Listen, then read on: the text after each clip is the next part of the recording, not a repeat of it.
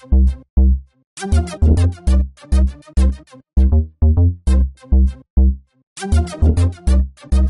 March 21st, 2011, this is pulling you number 55. Greeting bridge friends, it's Michael here at BridgeHands. On day 4 on avoidance, elimination, and end plays, we're going to take a little diversion. Let's talk about dangerous opponents. Okay, here we go. Dangerous opponents. Oh sure, our opponents are dangerous enough, but what are the dangerous conditions associated with those dangerous opponents? Well, one, we're playing in no trump, the classic one. They lead the top of a long-running suit. They're trying to win the race. In a no trump, it's all about winning the race, who can promote their suit the quickest. This would be a classic example. This condition might even happen in a suit contract, though. Perhaps they keep leading that long suit. When they get in or their partner gets in to play that suit, and we have to start roughing, and sooner or later we're getting low on trump. And speaking of trump suits, another might be is when we have a long side suit, perhaps in a minor. One of the players leads the suit. We look at the dummy, 4 in the dummy. We have maybe 3, 4, or 5 in the suit ourselves. We can sense a ruff coming up right away. We may want to start playing trumps, but if we're going for finesse in the trump suit, and the other opponent gets in, the dangerous opponent, the one who can lead that suit a second time, they could start setting up for ruffs, winning a trick, setting up a ruffs. You get the picture. And how about when we have tenaces on a side suit? Perhaps a king-jack, or maybe just a queen-10-9? Yes, if the right-hand opponent gets into the lead, bad things can happen right away. So we have to be careful. Sometimes our right-hand opponent might be the dangerous opponent, playing through us to their cooperative partner, only too eager to promote their honors that are above our honors. So let's begin our journey by taking a look at no-trump contracts. Some of these principles, of course, could be used in suit contracts as well. Our first hand, we have a suit where the left-hand opponent is leading a king. It looks like it's the top of a sequence suit. When the dummy comes down, we see that there's a 5 and the 4 in the hand, and we have ace 3-2 in our hand. Okay, how do we want to play the suit? Do we want to win it right away? Well, if we're gifted and have 9 tricks on side suits, by all means. Or perhaps if we have a unprotected, unguarded honor in another suit, we may feel that we don't want them to get in on another suit and lead through us. So these are some considerations. Aside from that, though, we may want to disrupt the communications, the transportation between the east and the west hand. So we might wait till the third time to win the trick. Why the third time? Well, the rule of 7 says if we take the combined number of cards between our two hands, 5, subtract them from the magic number of 7, this is the number of times we would hold up. So we would hold up twice. We would win the third trick with the ace.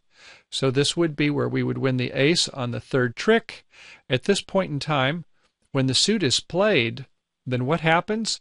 They have 2 left. It was a 5-3-3-2 suit, 5 over here by west, 3 ourselves, 3 by east, their partner, and 2 in the dummy.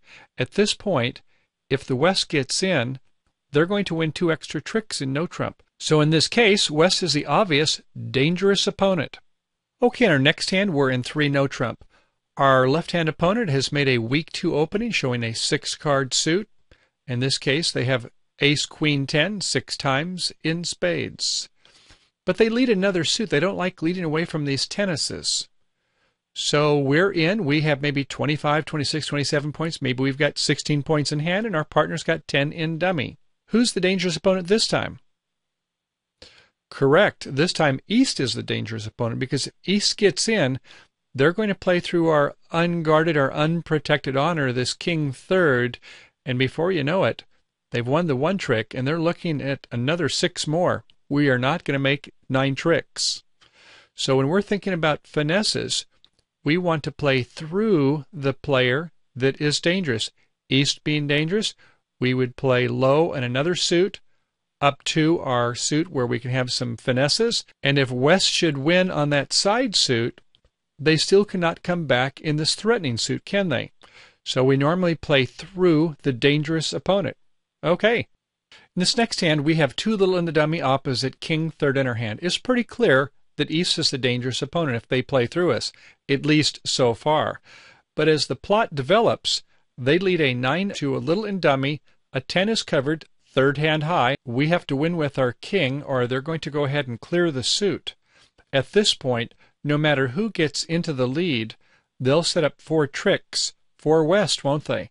So yes, East was the dangerous opponent, but once they knocked out our honor, and they still have enough entries to get to the other hand, we have to take our tricks now. Either player is going to be a dangerous opponent in this situation. Okay, let's say the lead from West is the top of a broken sequence, the 10. Be a little, overtaken by the Jack by the East hand, and we would need to win with our king. Then they would be entitled to the rest of the tricks. But let's say that what happened was that lead was in another suit. West had led another suit. At this point, we see that our king third, at least we're happy that it's opposite 3, so we have 6 placeholders. How many tricks would we lose when East gets in? Well, it all depends, doesn't it? In this case, we're going to lose 4 tricks, but this is because it's a 4-3-3, and we know that that's not a very likely scenario. It's more likely a 5-3-3-2, in which case we would lose 5 tricks. Let's say that it was a singleton over here. Well, in that case, we're going to lose 6 tricks, aren't we? We have no intermediate values here, unfortunately, in the north and the south hand.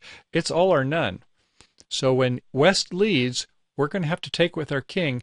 If East is leading the suit, it depends on the good graces of how many they have in the East hand.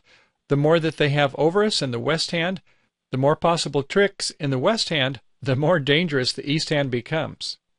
Okay, let's imagine now that we've identified a dangerous opponent in another suit, one of their long suits. Now we're in the lead and we're turning the attention to our suit.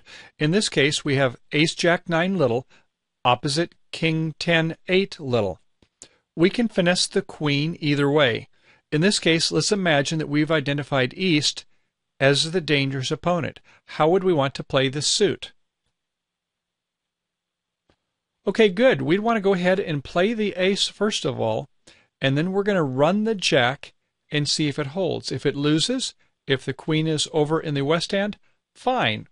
That's okay. In our other suit, we now have some protection because West is in the lead. In other words, what we want to do is we want to play through the dangerous opponent. If East is dangerous, we want to play the finesse through that player. Let's take a look at the corollary. Let's imagine that West is the dangerous opponent. In this case, we would play the king, and then we would run the 10. If East gets in, fine, no problem. So we need to think about playing through the dangerous opponent and putting the non-dangerous opponent into the lead. Okay, bridge friends, thank you for attending part 1 of our session on the dangerous opponent as it pertains to avoidance, elimination, and end plays. For those of you with the free BridgeHands membership, please come on down. Sign in for part 2, where we'll have more discussion on no trump as well as suit contract for the dangerous opponent. And for those of you with the premium and ultra memberships, also please log in to part 3, where we'll have hands-on bidding and commentary for, yes, more on the dangerous opponents. Okay, all, thanks for coming. Hope to see you soon. Bye for now.